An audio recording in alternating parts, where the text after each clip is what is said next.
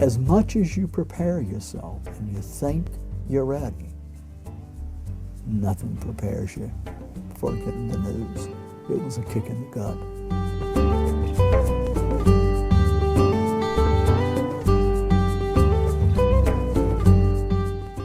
But Mama didn't know. So here I was, closing down my practice, retiring. How do you tell Mama? If it's Sunday afternoon and it's fair weather, there's a pool party.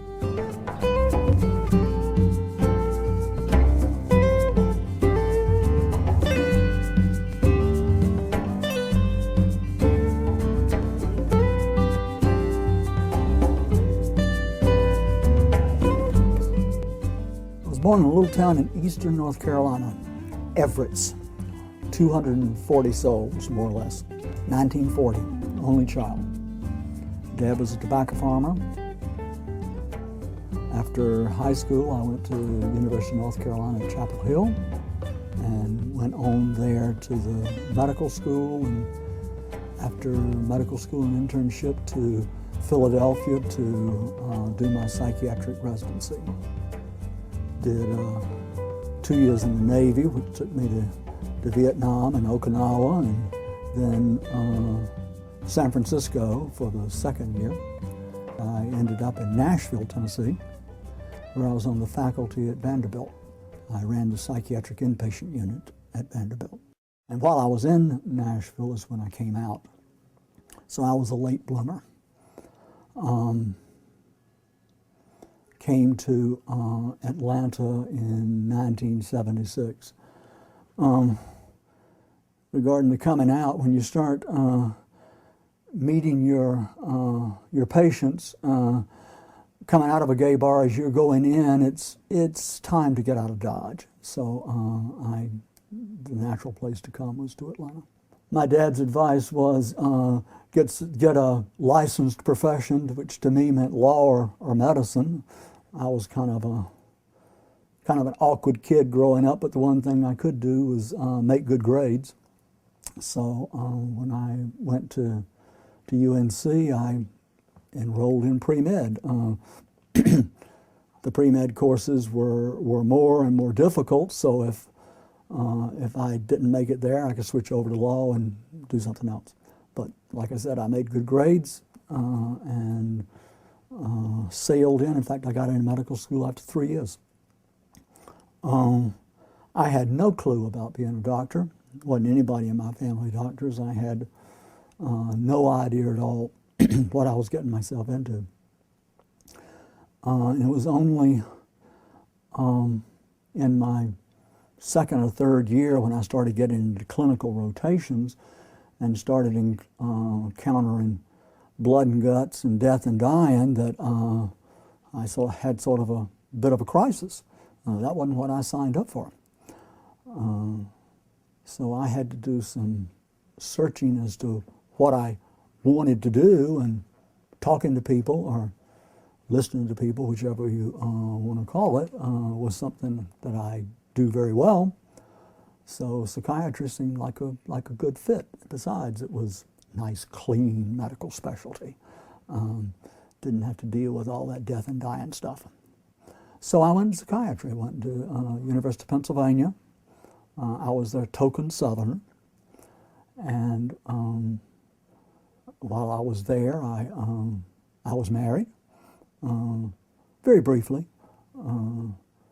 She ran off with a social worker, and it was after Philadelphia that I ended up. I'd already signed up in the Navy because you had to get a education deferment in those days. And I let them know I needed to get out of Philadelphia. Well, we've got just the place for you. Less than 30 days later, I stepped off the plane in Da Nang. I was assigned as a psychiatrist to the 3rd Marine Division in Quang Tri, Vietnam. Banner year, 1969. I was only there for 3 or 4 months. Nixon was in the process of bringing troops out of Vietnam. The 3rd Marines were the first to go in, so they were the first to come out. And we during Thanksgiving of '69, we redeployed to Okinawa. Normally, Okinawa would be the armpit of the Pacific, but considering where I was coming from, it was an island paradise. So I was there for the remainder of my tour, got to do some traveling in the Far East.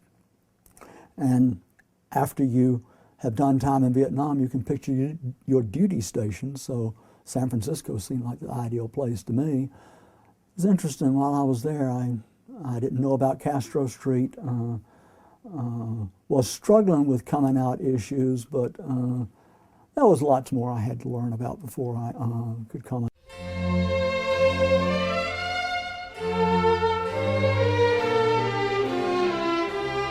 Growing up, I knew I was different, but I didn't even have a name for it. I didn't know anybody else and gay was something that wasn't even a concept for me. It was interesting, while we were in my psychiatric training, my professors had said, you're going to learn most from the patients that you see, so don't be afraid to ask them questions if there are things about their life experience that you would like to know. Well, during my second year, I had a young man from South Philadelphia who was a practicing homosexual.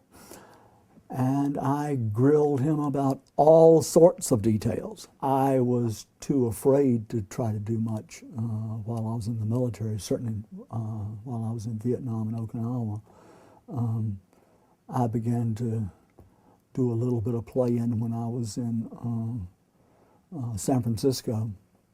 But that, even when I moved to Nashville, I was still dating some until finally I couldn't play both sides of the street, and so that's where I actually came out, was when I was living in Nashville. I had one boyfriend in Nashville. His name was Dale. It didn't last a long time. He wasn't a live-in, and I was too much of a neophyte to really be into much in the way of a relationship. I was just discovering my sexuality. I'd found a new toy, and I was looking to play.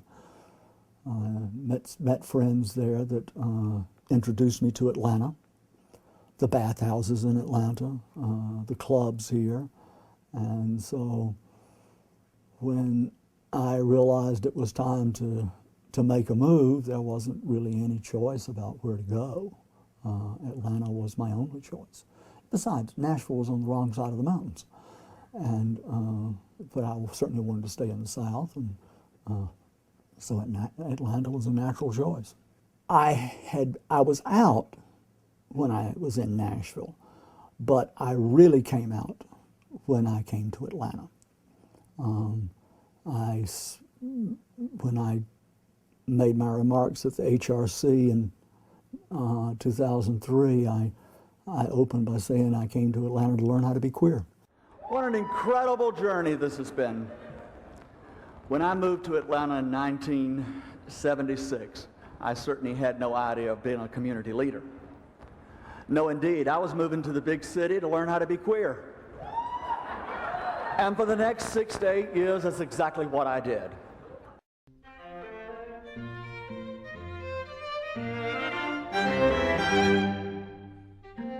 I was quite fortunate. I found a large psychiatric group that I joined. I was their token gay boy. Offices were out in Smyrna. I lived here in town. I had my professional life out there. I had my social life here. In fact, the first several years I was here, I did a lot of entertaining. I gave a big Christmas party. On Friday night, I would have a big party for the professional folks, and the next night, we did the same thing with all my gay folks, and then we charged it all off as one party as a tax deduction. But I was able to maintain that kind of separation between personal and professional life. By being in a large group, I also had much more personal time. I was on call about once a week, one weekend out of the month, and for a doctor, that's a damn good schedule.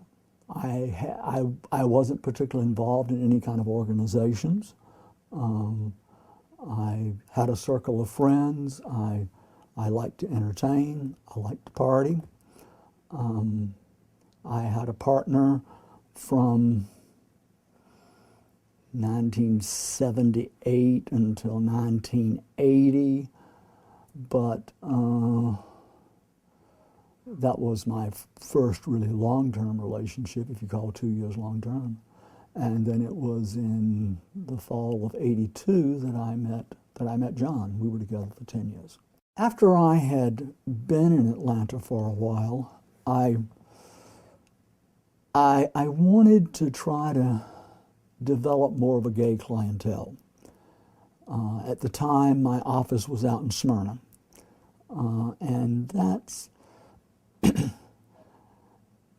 that can be an impediment for some fellows going into Cobb County. We had several offices scattered around Metro. We had at one point 15, 16 psychiatrists in our group, so we had 3 or 4 different office locations. I opted to move my office into downtown. That would be closer to the clientele I wanted to cultivate. I started advertising in the gay newspapers. In Southern Voice, etc. was the bar rag at that point, and I started developing a significant gay clientele. Careful what you ask for. By the early '80s, about a third of my practice were gay men. My practice had always been very heavily weighted to doing hospital inpatient work. The kind of psychiatry I practice is you don't even do today because hospital benefits are so limited. But so I saw a lot of hospitalized patients, but my outpatient clientele, about a third of them were gay men. I did consultations at Piedmont, West Paces Ferry, some of the other hospitals we covered. Those are the 2 primary ones I saw.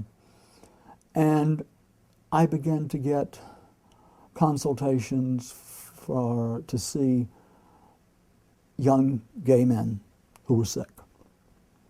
I was at the same time when I began to see clients in the office who were worried about friends who were getting sick or friends who had died. The first rumblings of the AIDS epidemic.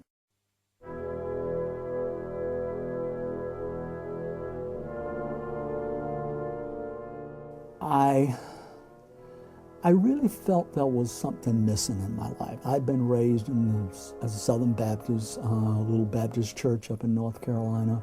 My mother was pianist there for 60 years, a good old Southern Baptist saint. And I just put all of that to the back burner. After Ed, my first partner, and I got together, we looked around for a church. And as fate would have it, we found Northside Drive Baptist Church, a very affirming, very accepting, very un-Southern Baptist church. The minister was Tom Conley, was very accepting of me and Ed. He and his wife were over here on numerous occasions for dinner. When I first found this place, Northside Drive was the church where Jimmy Carter attended when he was governor. In fact, there's a peanut in one of the stained glass windows signifying that. When I found this place, this very, very high church, I met with Tom over at 103 West. We had a couple of drinks. I And I laid out the whole story for him. I wanted to be a part there, but I wanted it to be understood I had a partner. We don't have any room for intolerance or prejudice in our congregation. So I'd found a spiritual home. I began to see young men who were sick and dying. A lot of these boys were Southern Baptist boys from little rural churches just like I was. They needed a minister more than they needed a psychiatrist. Mama didn't even know they were gay, much less they were dying of AIDS. So I started, contacted my minister and asked Tom to see some of these fellows with me. And he did. He would see folks at West Paces, at Piedmont. That was during the days when you had to put on a cap and gown and a mask to go in. You couldn't touch anybody. It was like having a spacesuit on. That was also the time when occasionally you'd see a meal sitting out in the hallway because the staff was too afraid to take it into the room. People were very frightened. There was something going on that nobody knew what was causing it, and people were scared. I was reading what was available in the medical press about what was going on, and so I was as informed as any physician could be.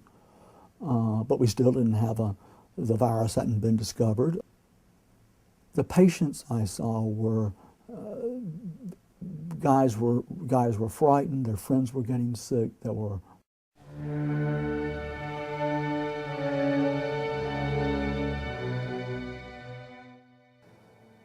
This sounds, I'm ashamed to even admit it today, but I wasn't one of those that was going to be carrying signs and marching in the streets. I had a bit of disdain. I suppose that was a part of being closeted, if you will. I don't remember when I went to my first gay pride. It was well into the 80s before I did. I was wanting to get involved in the community, but I wasn't quite sure how to do that. I thought the Gay Center would be a place that I could get involved, and I met several times with Bill Grip, who was running the Gay Center at that time.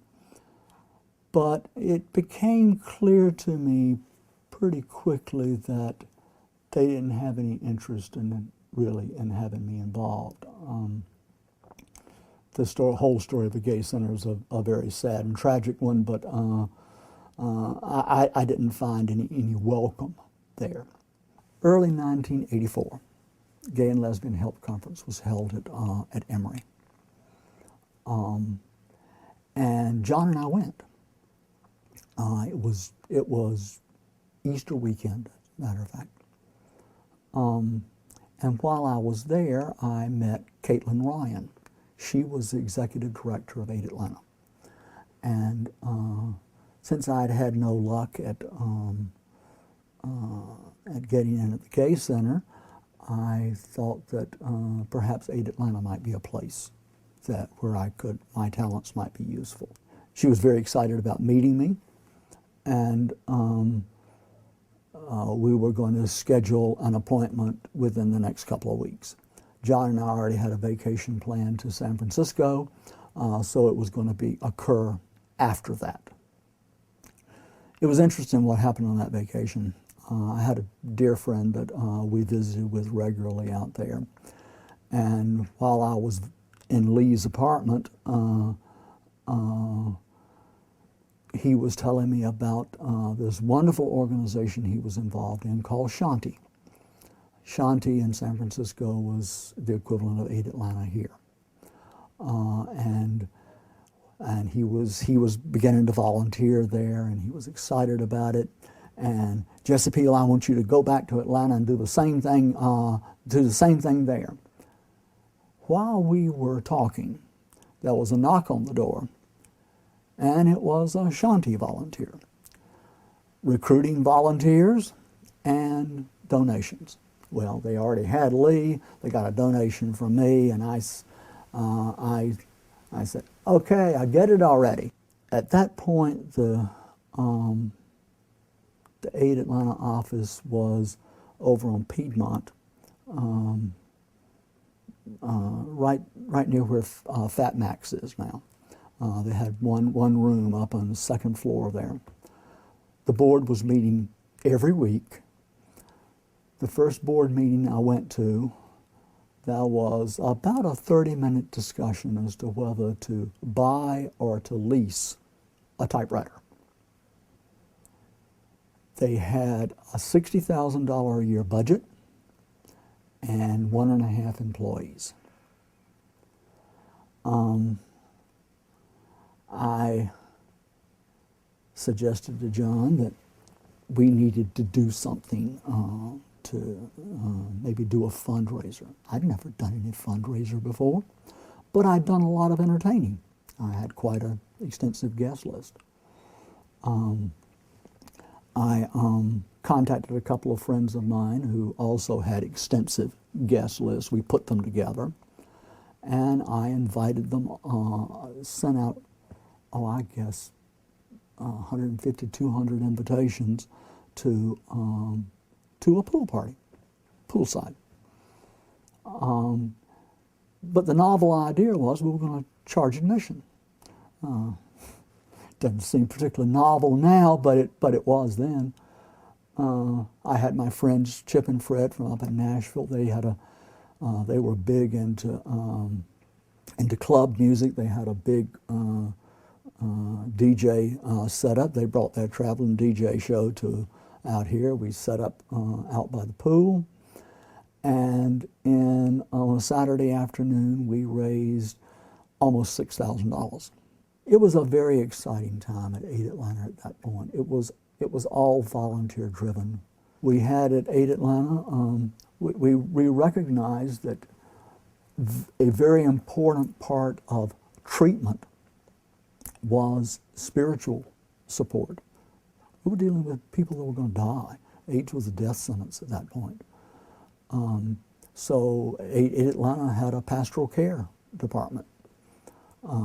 You couldn't get funding for it. But we did have a number of congregations in the community that were supported. We worked hard on recruiting a diverse board membership. I brought in Dr. Ron White was my physician at the time. I brought him on the board of Aid Atlanta. About that same time, Bruce Garner came onto the board. I had not known Bruce previously. We realized that at Aid Atlanta that we needed some kind of community task force on AIDS. We approached Fulton County. We approached the mayor of Atlanta. We didn't really get anywhere. We had there was all sorts of legislation that was being proposed down at the Capitol. The gay doctors in the community organized, and GAFR was formed, Georgia Association Physicians for Human Rights. We could always supply a physician to testify down at the Capitol on a moment's notice. And we identified friends in the legislature that we could count on, that we could work with. And we managed to keep out most of the more onerous legislation that was proposed. At some point, I don't remember what the years were, Sandy Thurman was the executive director at Aid Atlanta. The legislature would be in session, and Sandy would put on a very stylish black dress, single strand of pearls, and go down, and she would have those good old boys eaten out of her hand. She was our secret weapon. A beautiful blonde straight woman speaking as our advocate. There were so many people that were involved in those early years as the organizations developed. Aid Atlanta.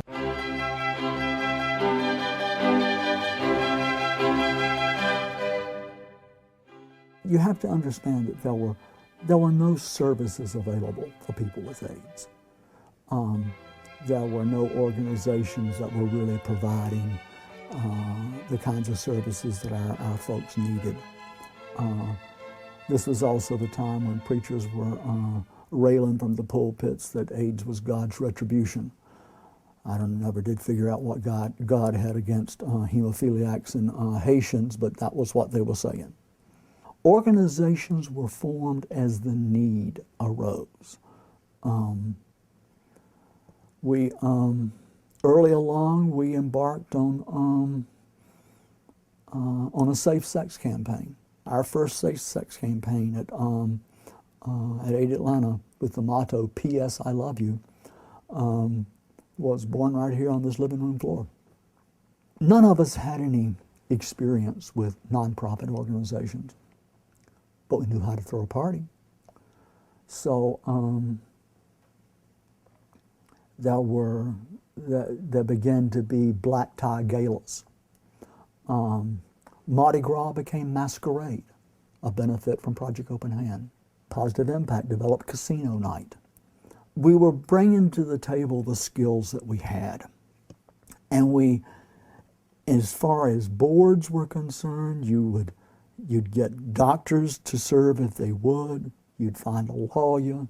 You always needed a CPA or an accountant. You had to have a bean counter involved. There were no state or federal funds available yet. There still was no treatment. The virus was discovered. There was the test. And then some things began to happen in society. Rock Hudson finally came out at the 11th hour, but it certainly made the awareness of AIDS much more prevalent. Princess Di picking up AIDS babies did more than you can imagine to give the message to people that this ain't something that's easy to catch. DHR realized they needed a public forum. There were really good people there. Jim Alley was a DHR commissioner. He was a great fellow. They understood, but in state government, bureaucrats have some limitation on how much initiative they can take. It's just the way government runs. They needed a group of outside experts to be able to make recommendations. We got word that DHR was wanting to create a state task force. Well, we already had the roster of people that had agreed to serve, but we couldn't get anybody to convene it. So we got together with DHR, we presented our list, and almost everybody that we had proposed was on the list, plus they expanded it because it was a state task force. And the State Task Force on AIDS was created. We met once a month for a number of years. And we didn't have any power, didn't have any authority, but we could serve as a lightning rod. We could make the proposal, and DHR can say, well, this is the recommendation of the State Task Force. They're the experts. Provided cover for them. It provided a public forum where issues could be discussed and thrashed out, and it was a very heady time. I got to meet people from all over the state. Bruce Garner served on that task force with me. I served on it the entire time it was in existence. I wanted to be sure that the gay community was represented, and I wanted to be sure that the positive affected community was represented. There had to be some watchdogs at it.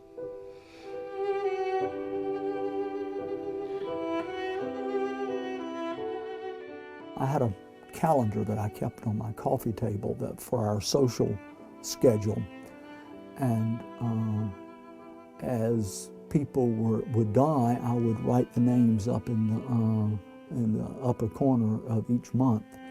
I clipped obituaries. Every morning, the first page I read in the paper was the obituaries. Didn't want to miss anybody. You went to a funeral every week. You know you're living in strange times when you start critiquing funerals as an art form. But it was true. Gay men knew how to put on parties. They knew how to entertain. They could show you how to put on a funeral. And we did. I was on the board of Aid Atlanta at that point, and I saw a young man from Greenville, South Carolina, Jim Granger, no relation to my partner. He had moved back from California, was coming back home to die. He had gotten to Atlanta. He was hospitalized on one occasion, and I saw him on about the second time he was hospitalized. And Jim was essentially ready to throw in the towel.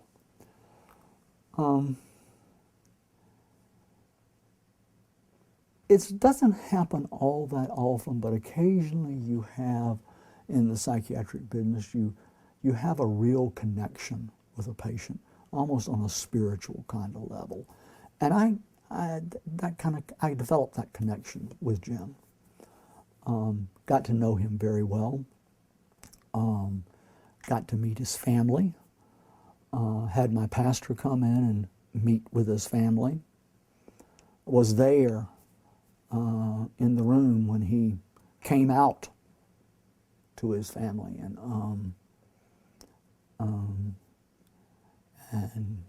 Jim told him he knew he was a disappointment, and that they hadn't expected a faggot for a son, and he just laid it all out. After he had finished, his mama said, "Don't you ever let me hear that you say that word again." And his dad kind of shook his head. "I don't understand it, but you're my son. You always will be." It was an incredible moment of reconciliation there. I got to know Jim's parents really very well. He started going to Northside with us. He became the first PWA coordinator at Aid Atlanta. As I was working with Jim, I pointed out to him, "It ain't over yet. Your script isn't out yet." And for the next 6 or 8 months, he was probably the most productive he'd ever been in his life. Eventually, he developed lymphoma. He died a really very difficult death. But according to his wishes, we stopped treatment at Piedmont. He went back to the residence, which was the over on Moreland, and we had a death watch. People were there with him. Jim was not alone. And we had his funeral at Northside, and we had the reception afterward here at Camp Merton. There was some very good stories that came out of that time as well. All of this was going on before any treatment was available. Ryan White came along. Elton John and Michael Jackson befriended him, became a national icon, and finally we got federal funding. And that's when the Ryan White funds became available federally, and Fulton County convened the HIV Planning Council, and I was on that council initially. Obviously, I had shifted ground considerably from being one of those that don't march in the streets and don't do any kind of public display to being almost a poster child. I was on the planning council for a number of years. I don't remember exactly how long. It was a fractious group, but it was also an exciting time too. Atlanta, I really have learned since then that Atlanta in some ways was kind of a model for HIV care delivery for the country. We didn't have some of the problems that some of the other cities had, like New York and San Francisco, which had multiple organizations doing the same thing. Part of that had to do with our size. We were good, the right size to have one organization that fed people, Project Open Hand. Jerusalem House was developed. And pretty much, while there was some overlap, there wasn't the turf battles that some cities experienced. There was an AIDS conference in Washington, D.C., and a large group of us from AID Atlanta went up to Washington to attend that meeting. And one of the speakers at that meeting was Michael Chernoff. Michael was a social worker working in New York, and his presentation was about grief overload. And it had not really hit full force in Atlanta yet, but that presentation was just was staggering as he talked about what they were dealing with currently in New York City. And it didn't take a rocket scientist to figure out that the same thing was going to happen with us. And yes, we encountered grief overload. Grief is a process that has to occur over time. You have the various steps of grieving and mourning and finally acceptance. But it takes time for that to occur. Before you could even begin to grieve one loss, there was another one. And they just stacked up on top of one another. It was very much a cumulative process. What you found yourself doing was becoming numb. You were overwhelmed. You could not. There was really no time to mourn. There was too much fucking work to do, and there was no time to be able to really process what was happening. And then you would find there wouldn't be any tears. You'd seem stoic, and then you'd be in church one Sunday, and a hymn would hit you, and the tears would start to flow. You'd be in the car, listening to the radio, and a song would come on, totally unexpectedly, and it would break through. You never knew when it was going to happen. You'd be in a movie, some tender tearjerker, and it would come. But yeah, grief overload was a major problem. We would have 6 or 8 people would meet in someone's home, Friday night, all day Saturday, all day Sunday, for a very intensive program of dealing with the issues of grief. And we began to do those. You couldn't deal with everybody, but we were beginning to address the grief problem.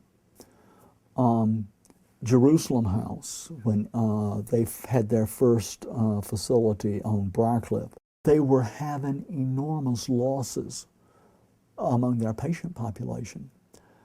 Positive Impact partnered with them. We recruited a team of psychologists that worked with their staff to help them deal with the issues of loss and grieving. We had to be creative. We had to make this up because there wasn't any roadmap behind it.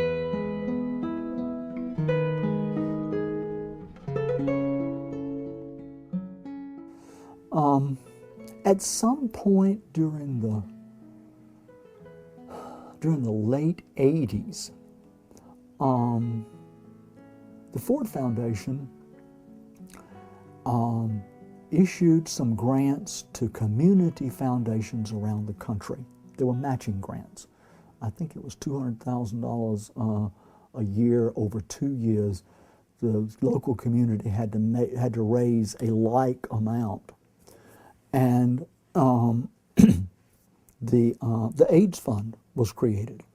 Alicia Phillip was and still is the executive director at the foundation, and she recruited a broad coalition of people, a lot of corporate heavies, and brought them to the table. And I was one of the first. I was involved in that first group. She was able to get the corporate support to meet the match, and we started making grants to agencies for providing HIV services. United Way also was beginning to make AIDS grants. They had the checkoff for their for people that were donating to United Way. They had the combined federal campaign that was had a checkoff. So they partnered with the Metropolitan Foundation and created the AIDS Partnership Fund. That avoided overlap. You had one set of staff and one committee that did the work for both agencies. Both boards had to sign off on our recommendation, but that was pretty much a pro forma. And we had anywhere $500,000–600,000 every year to distribute. The Elton John AIDS Foundation provided $50,000 a year. As I pointed out, people had parties. Stash Ostrow, who was a general practice physician here in Atlanta, had a big Christmas party every year. And it was understood that at the entrance there was a basket, and you were expected to make a donation. I mean, they wouldn't throw you out if you didn't, but there were all kinds of ways like that. We had, some people were willing to be more out and open in their involvement than others were. There were a lot of gay men in Atlanta that were afraid to write a check to Aid Atlanta. I think they were being overly paranoid, but that was the situation. Alan Jones, who was a good friend of mine. In fact, Alan was the man that introduced me to Atlanta back in 1976. Alan had access to a lot of the A-gays in Atlanta. He organized what was called Helping Hands. It was a monthly dinner down at the Ritz-Carlton downtown, business attire, and you could make your donation to Helping Hands, which then funneled the money into Aid Atlanta. It seems sad that even at that time, people were really fearful about there being any hint that they might be gay or supporting a gay cause. Other people were willing to be more open about it. We had a lot of friends in the straight community. There were a lot of gay men that knew well-heeled straight women. The prime moving force behind Jerusalem House was the Junior League, but it was the decorators and the gay men that were involved with those women that brought the issue to them. I was on the I was on the partnership fund when Jerusalem House made its first request. In fact, the biggest grant we ever made was $125,000 to get Jerusalem House launched. But those women brought together their decorators, and they decorated those that house on Briarcliff. It was a showplace, and it was all done free. But there were a lot of people, a lot of straight friends out in the community that they had lost gay friends. They had their own set of losses, and they were quite willing to help. And it was a matter of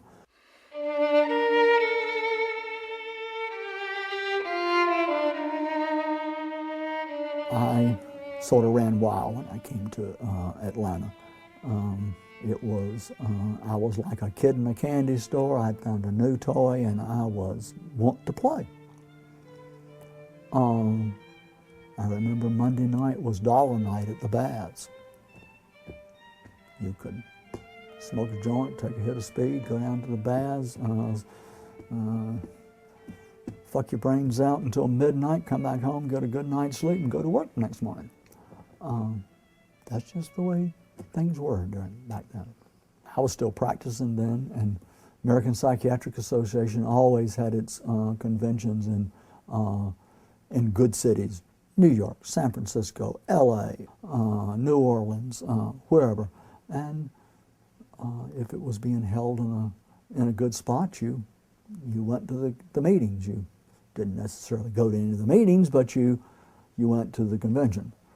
So we tried out the bathhouses in cities all over the country. The gay community had contempt for condoms. That was something straight folks used. We weren't going to get pregnant. We realized much too late what folly that was. We simply weren't paying attention to the rules of cleanliness our mamas had taught us. There was epidemic syphilis, gonorrhea, giardia, hepatitis. They were all sexually transmitted. And AIDS fit right into there with them. And because AIDS was silent, it was already spread throughout the community before people ever began to get symptoms. You could go 10 or 15 years and never develop symptoms. Some people got sick very quickly, but the more common rule was that it would be a number of years before anything would show up. Once people began to get sick and people began to die, everybody began to be concerned. We realized that we did indeed need to take precautions, but that's a little like closing the barn door after the horse is already gone. But the idea was you conduct yourself with the assumption that you're positive. There wasn't any test yet. And in fact, when the test came out, the initial response was for people not to get tested, primarily because there was no protection if you tested positive. You could be fired if you were, and there was a big battle in the legislature about the testing. But we were able to get anonymous test facilities established. In fact, the Gay Center had the most successful testing site in the state. They had the highest return rate, and it was the best run test site in the state. John and I knew what we had been doing, and we both assumed we were positive, but there was still that glimmer of hope back here that maybe you missed the bullet. Finally, in 1987 or 88, I really needed to know. And so I had been talking to my doctor, and he said, well, I can get you tested, I can do it anonymously for you. He had already done it for himself, found out he was positive. He just put in a number instead of a name. And that's when I got tested. And as much as you prepare yourself and you think you're ready, nothing prepares you for getting the news. It was a kick in the gut. I was downtown. I was at the downtown hospital where we had a small practice, and I went to Judy's office, social worker friend of mine, and just cried my eyes out. But It wasn't anything I hadn't expected, and yet I couldn't deny anymore. And John turned up positive as well. With about a month later, I was on a 2-week safari in Tanzania with 12 other gay men bouncing around on a 2.5-ton Mercedes truck. That was a lot of time to contemplate what all you were dealing with. I needed to, if I was going to survive, I needed to cut back on my practice. But if I cut back on my practice, I cut back on my income. What are you going to do? It was a balancing act. And I continued to try to balance this over the next several years. The stresses were mounting all the time. Friends, colleagues, patients. I mentioned earlier that I had been keeping a roster of people as they died. Finally, when my list got to 100, I just quit counting. But I know some people that had lists up to 200 and 300. That's,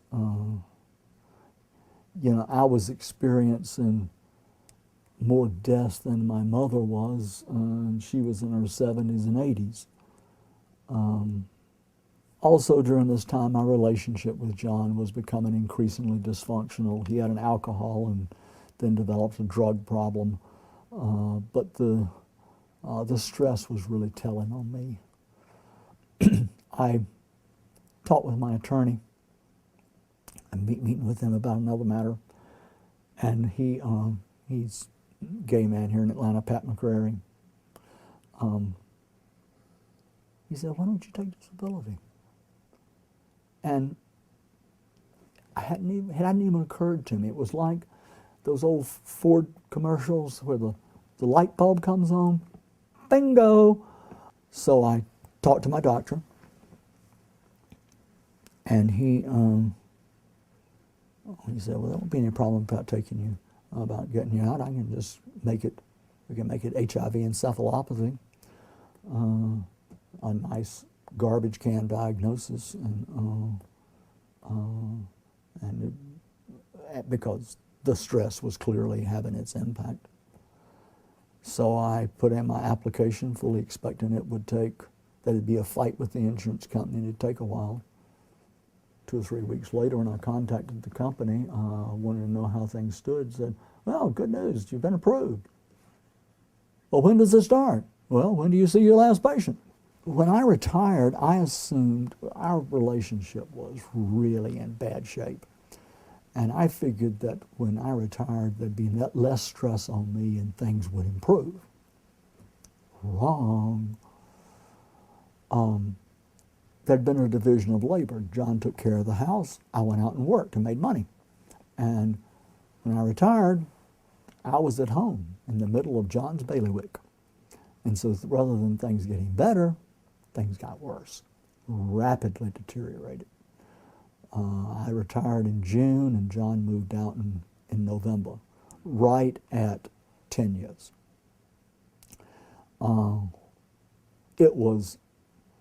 It should have been over years before, but neither one of us were willing to give it up. People stayed together a lot of times during those years because you're going to die soon anyhow, why bother? Not so much anymore when you're dealing with a crime.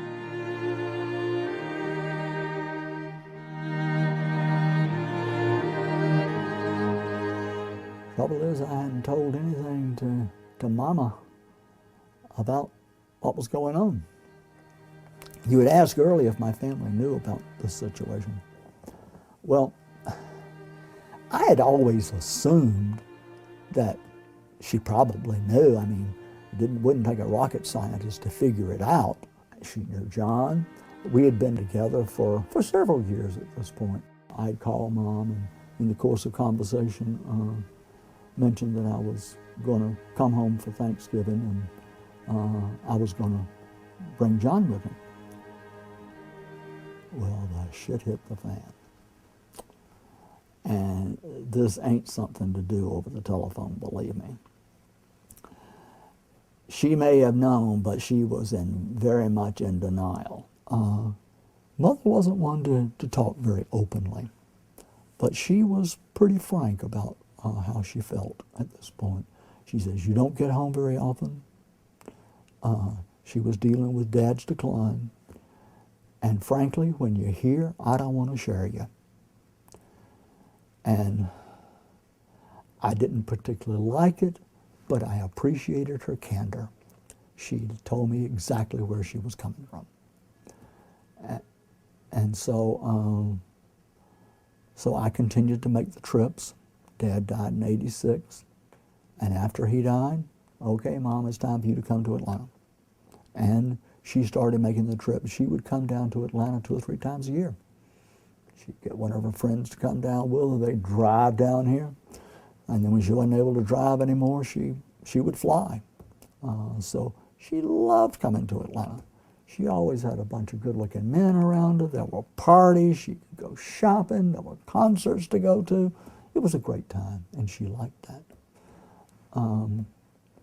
But nothing had come up about this HIV. It was a don't ask, don't tell. I had family. My first cousin was more like a sister. She was a sister I never had. Lived in Mobile, Alabama. She had 3 kids, 2 girls and a boy that were colorblind, and I later found out that the girls had a litmus test for boyfriends. Well, what do you think about my gay uncle in Atlanta? And if he had a problem with it, it was hit the road, Jack. I had no clue about this until years later. But that was the kind of relationship we had. I had told Trudy, my cousin, AKA sister, and her family were very accepting. Whenever we were together, there was always an update on how are you and John doing.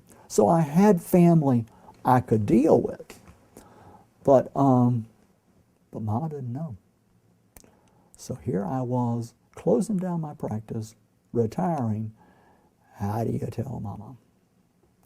Well, after we had a trip to San Francisco and again for Pride, and a little after that I went home and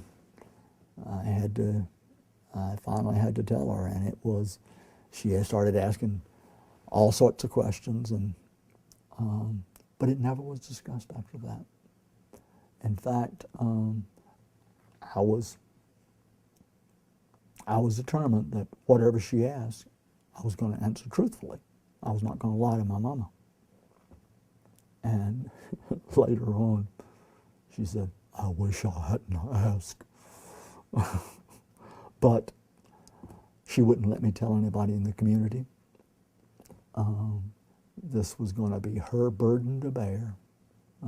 I violated that and met with her pastor, because if something were to happen to me, somebody up there needed to know what the hell was happening. It was very interesting. Crusty old bastard, former Marine, Yankee, ex-Roman Catholic. He was in his 60s, probably maybe even 70s. But he listened to me, was very supportive, and I was assured that he would be there for her. I don't know how much they ever talked. She never talked to me about it. I never heard anything from him, but somebody up there knew. When I retired in 1992, I set a goal that I would live until the Olympics came to Atlanta. That's only 4 years. But in 1992, that seemed an eternity. That was being ambitious, because people were still dropping like flies. I stayed involved with all the various organizations. 1996 came around, the Olympics was here in Atlanta, and that was the year the protease drugs came out. The 3-drug cocktail became available. For the first time since we had been testing, I became undetectable. In my daytimer, I kept a record of all my T-cell counts and viral loads. I've got them going back to, I think we did the first one during the early 90s. And I've got them, the accumulated pages of my medical history goes around in my daytimer.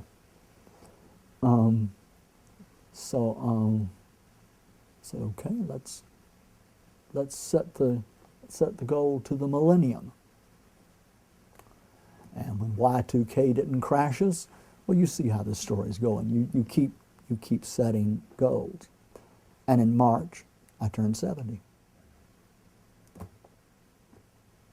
Early along, you never knew when some cold or sore throat might be something much more ominous. You had no reason to think that you were any better than anybody else that had already died.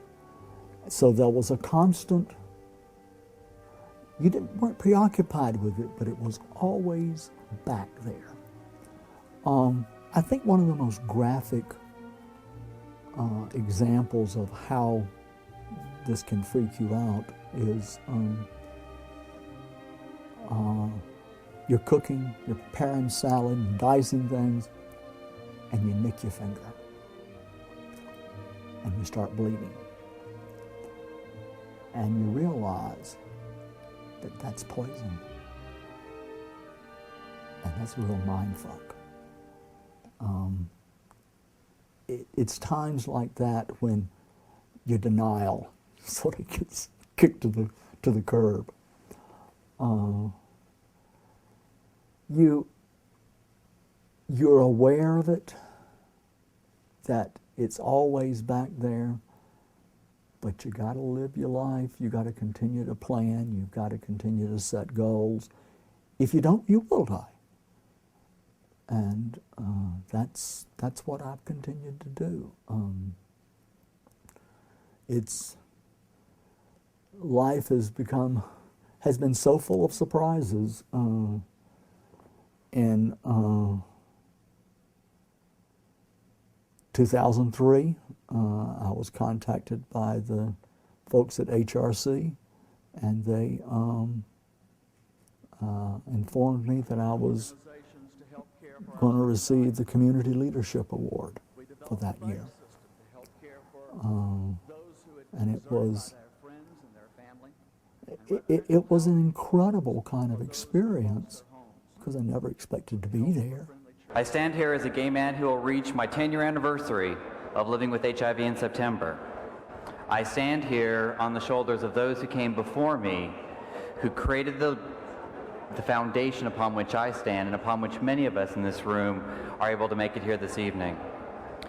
It is because of the work of those who came before us that we are here, and it is one of those people who helped lead that fight who we honor tonight with the 2003 Community Leadership Award. That person is Dr. Jesse Peel. When I retired 11 years ago, I was able to focus more on my own survival. I continued to do the things I enjoyed most: Ryan White Planning Council, State AIDS Task Force, John Held Park Project, and the boards of almost any organization that would have me. And especially the Atlanta AIDS Partnership Fund, which I particularly enjoy because it involves giving away somebody else's money. Finally, I never expected to be here tonight, for sure. Sometimes I feel like the last remaining soldier after so many before me have died. It is an incredible honor that you bestow on me tonight, and I am very grateful to the Atlanta Steering Committee of the Human Rights Campaign for honoring this old fossil in such a wonderful way. But our journey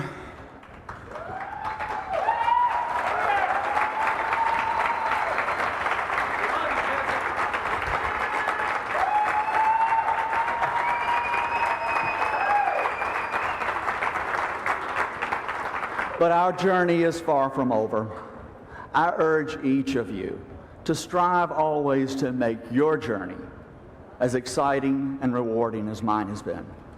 Volunteer your time. Give back something of yourself to the community that has been so good to each of us.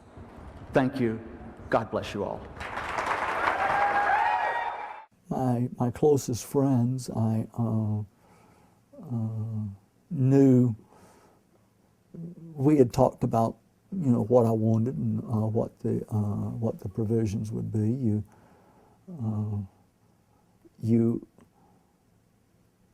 When you see the disasters that can occur to people, when I was in practice, immediately you see a new patient, you talk about, have you got a durable power of attorney for health care? Have you got a will? And you go through a whole list of things because people don't necessarily like to deal with these issues. And if you're going to die, by God, you've got to, all of us need to have our affairs in order, but when it's imminent, and for a gay man especially, it's particularly important. So yeah, I've been in touch with that in my own life. Regularly update my will and live in will and all of that. And yeah, I don't dwell on it, but I have a good friend that we talked about what kind of service there'll be, and that's an evolving work in progress. But as I'd said earlier, you start critiquing funerals as an art form, and you realize that you can do some pretty incredible stuff. When my mom died in 2005, I used that experience and put on the damnedest funeral that little community had ever seen. I know they're still talking about it, but it was a celebration.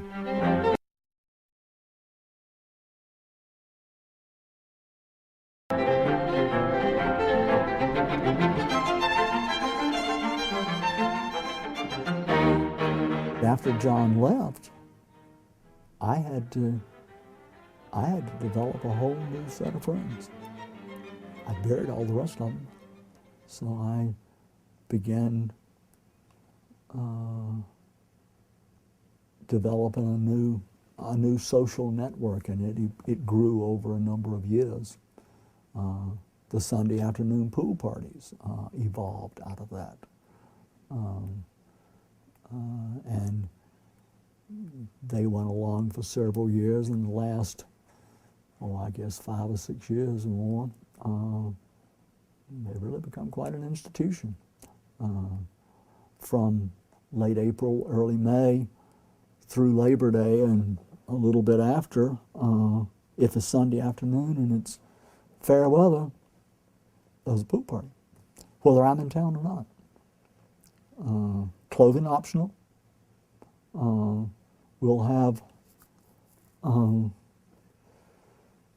anywhere from 30 to 40, sometimes as many as 50 guys out by the pool. It's completely private. When the trees leaf out, we don't have any mansions overlooking the backyard, and 2/3 or more of the guys are nude. There's only a few rules. You check your attitude at the door. No means no. If you simply gotta get it on, go into the front room, but you don't close the door. If you're gonna do it here, you're gonna share. And people need a safe space they can meet other guys. I think it's maybe my effort at creating my own salon. Guys come here, they can, you can meet people in broad daylight and see what they really look like. You talk, and it's a time of fellowship. My refrigerator in the back in the laundry room stays stocked with soft drinks and beer. I never have to buy any all year. The guys bring a fridge pack. Somebody will bring some dips. Somebody will bring some chips. Back in 1994, I had me a mural painted out on the side wall of the house of a beach scene. And the same artist painted a locker room and a shower with hunky guys and put shutters on it. That way it protects it from the elements. You can close them up when mama's visiting. But during the pool parties, those are opened up. The guys are coming from the dunes up to the bathhouse. And of course the door has floor-to-ceiling shutters. So we have our own little beach at Camp Merton. I had a roommate back not long after I moved to Atlanta. Good friend. He's now living in Thailand. But Fred came up with the idea of Camp Merton. Camp Merton's a home for wayward boys. And the question is whether you're wayward enough. My practice was out in Smyrna. I wanted to create a life here in Atlanta. I wanted a retreat. I wanted a safe place. We decorated this house initially so that it would be best at night under incandescent light. The decorator I was working with, we got a half a dozen different samples of carpet, and I brought them home and checked them out to see which was the softest on my bare butt. And this is my sanctum. This was my safe place. And it was in that spirit that the idea of Camp Merton evolved. Well, as things began to get hairy during the 80s, having a safe space became even more important. You needed to have a place that you could just shut out the world. I would come home from work and go up to the swing up in the garden, smoke a joint, and begin to unwind. Because I had to leave the couch at the office. I couldn't bring it home with me. I would go crazy then. And a lot of people have found sanctuary here. I've had a gay wedding here. I've had friends that needed just to have a place that they could be quiet. When I met my friend Theron Stewart, probably 10 years ago, he was going through had been through a nasty divorce, had found out he was HIV positive, and he needed a safe spot. I gave him a key, and he could come and go as he wanted to. He spent many an afternoon floating out there on the pool because that's what he needed. I realized that there were a lot of other people that needed to have a place they could come and just let their hair down and be with guys, and it not be a sex club or guys hook up and get together for sure, but that's not the primary mission. And there'll sometimes be a room full, and you never know anything was going on out back here. It needs to be separate, because sex out in the open makes some people very uncomfortable, especially if you're new and you're still finding your way about being gay. You don't want to be pawed on. That's why one of the rules is no means no. If you get out of line, if somebody brought you, it's up to him to get you to take care of that problem. and chances are you ain't going to be invited back. There aren't any invitations sent out. It's all word of mouth. They start arriving 1:30, 2 o'clock. The guys are orderly, they're polite, they don't block driveways, they don't knock over mailboxes, they don't piss in your lawn. About 5:30, 6 o'clock, I put the umbrella down or turn off the music, and everybody pitches in. Within 5-10 minutes max, the place is completely cleaned up, everything's put away, and see you next week. It's been great. I'll sit out under the umbrella and work the Sunday crossword.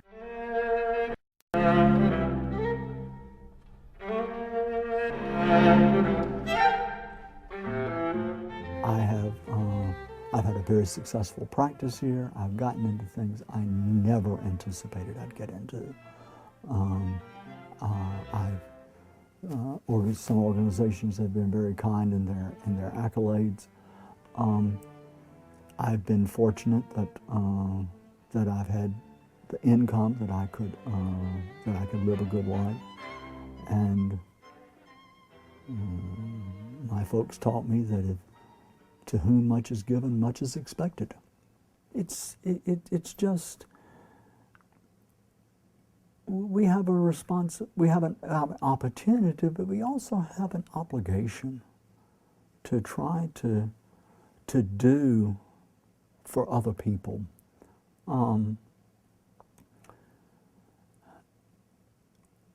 I've had the opportunity to be able to help out a number of young men at various times in their lives. I've seen that as an investment. Not everyone is worked out, but when I've had the opportunity to talk to guys about it, I've made clear that repayment is expected, but not necessarily to me. You're going to have the opportunity at some point down the road for you to benefit somebody, and that's when you make the repayment. Well, it's called passing it forward. You know, it's you never know how you might impact another person's life. You encounter people all the time, and you never know in what way you might impact them. But there are times when you can help someone out. I had a friend, young man that I met here shortly after I moved to Atlanta. He was a delightful young fella, living on limited means, and sometimes had to do escort work to help support himself. But he wanted to be a decorator. As we talked about it, he wanted to go to New York, because Parsons was the school as far as decorating was concerned. He had his GI Bill, but that wasn't going to be sufficient to maintain him. And I wasn't willing to. I didn't feel like I could manage the whole thing. But I talked to a couple of other friends. Alan Jones was one of them. My friend Jerry Kessler was another. And we came up with a plan to each of us would give him a certain amount of money each year. And Phil got into Parsons, and he graduated from Parsons. Unfortunately, he was taken from us prematurely, and he never had the opportunity to pass it on like I like for people to do. But it was an investment. It was investment in a young person who was talented, who was hungry, who had the drive, And all he needed was a little help. And I was in a position that I could help. I wasn't going to let that opportunity pass. I got my money's worth out of it in abundance. Hearing about his progress in school, his excitement of getting new clients, of knowing that I was a part of that. It was an exciting experience.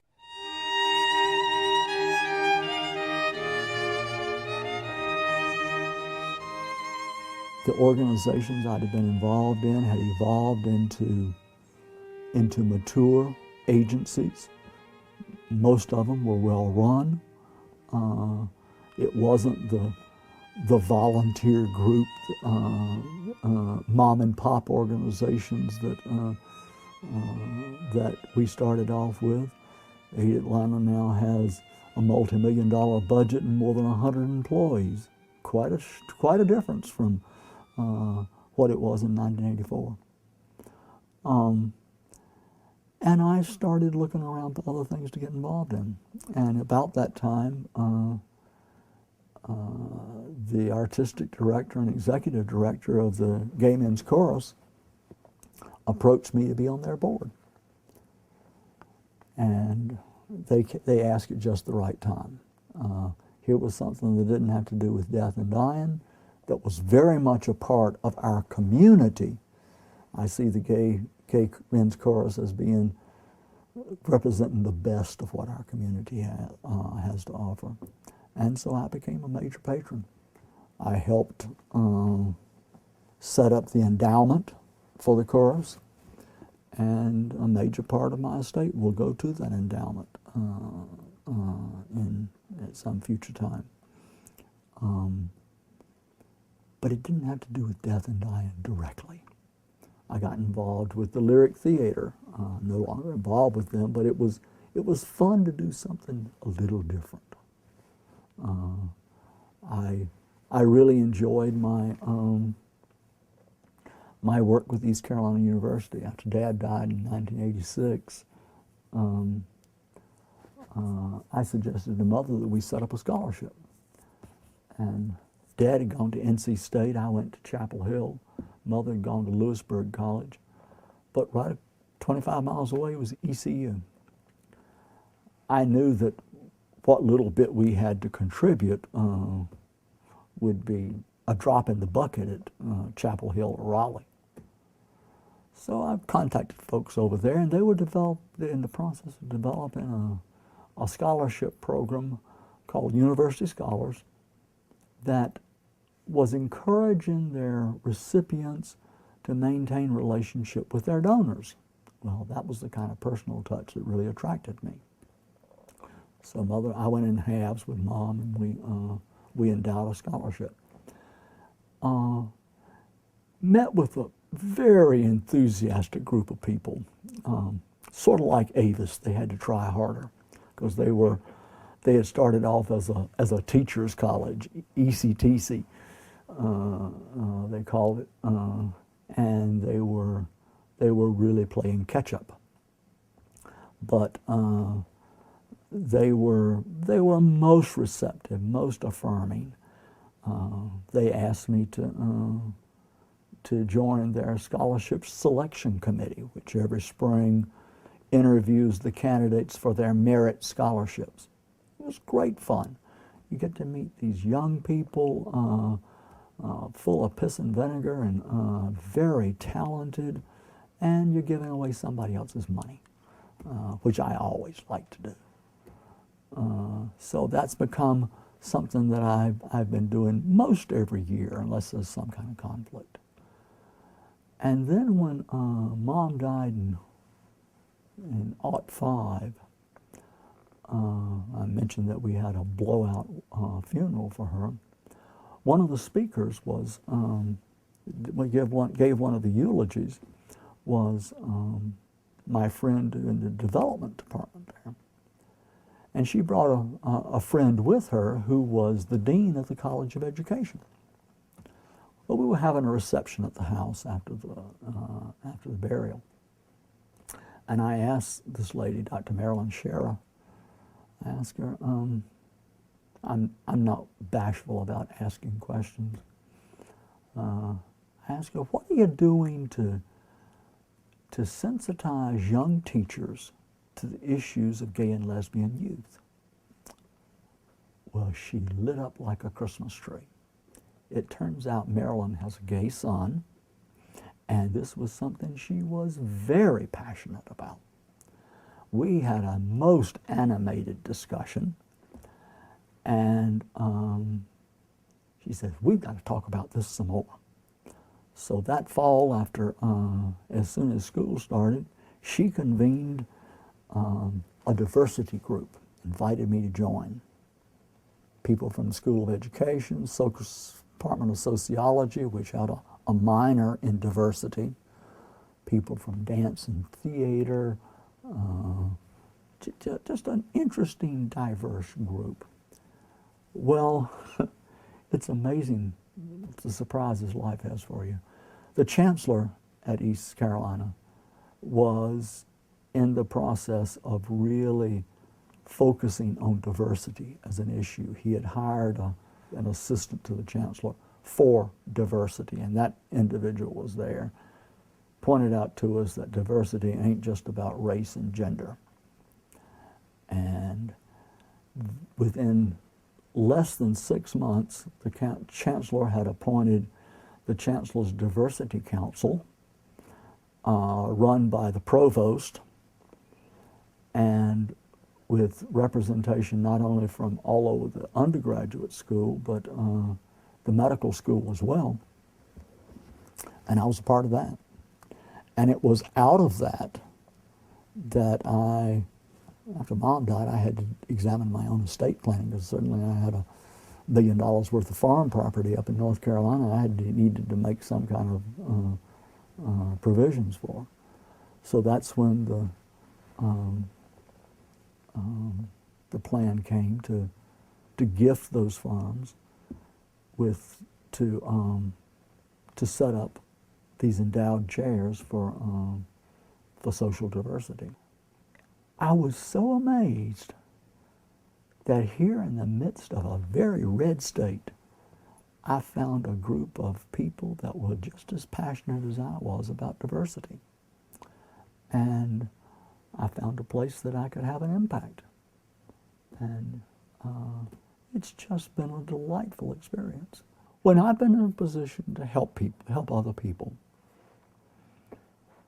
I have tried to frame it in, and if it's a matter of loaning money, sometimes that money gets repaid, but more often it's you repay that when you have the opportunity. I'm putting you under obligation. You're obliged to pay that back with somebody you encounter. One of the things I've been disappointed in is that sense of philanthropy has not continued after the immediacy of the crisis has subsided some. People are still generous, but not like they were during the 80s and 90s. I had hoped that this would really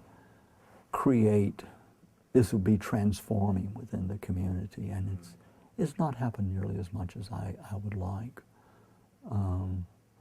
All I've tried to do is to try to set an example for anybody that's willing to pay attention. But I think that people need to be aware of their obligation to be involved, more than just being takers, to be givers as well. C.S. Lewis says that there's no real rule about how much to give, but he says you should give more than you can afford, and that's a good rule.